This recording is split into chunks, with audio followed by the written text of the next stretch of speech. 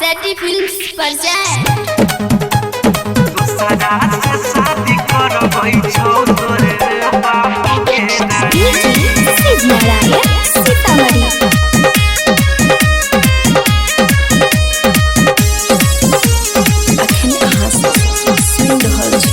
पवन पुरवैया सानी के दूसरा से शादी करबै छौ तोरे बाप के रानी दूसरा से शादी करबै छौ तोरे बाप के रानी दूसरा से शादी करबै छौ तोरे बाप के रानी ससुरा में छोड़ के जइबे त ससुरा में छोड़ के जइबे त ससुरा में छोड़ के जइबे त लगत पाप के रानी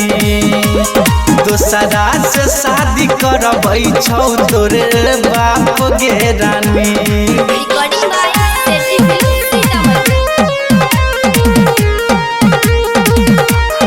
डीजे सिद्ध नारायण जिंदगी के हमारा खुशी छीन ले तू गे रानी अखिया से लोड़ बहै छै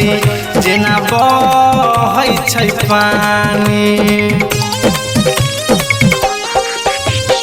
जिंदगी के हमारा खुशी छीन ले तू गे रानी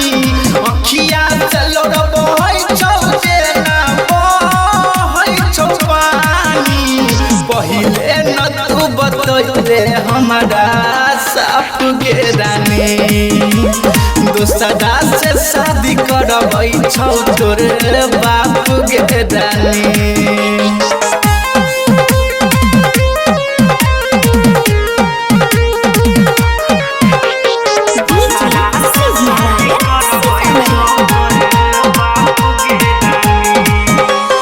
पवन पुरवैया से तोरा के जइबे तू नाता बचपन से प्यार कैलियो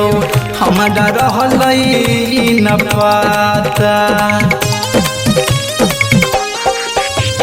राइटर दीपू से तोरा के जइबे गोरी तू नाता बचपन से प्यार कैलियो हमारा रहलै नहीं पाता शादी के तोड़ा दिन मरबो खास गे रानी दूसरा से शादी करबै छौ तोरे बाप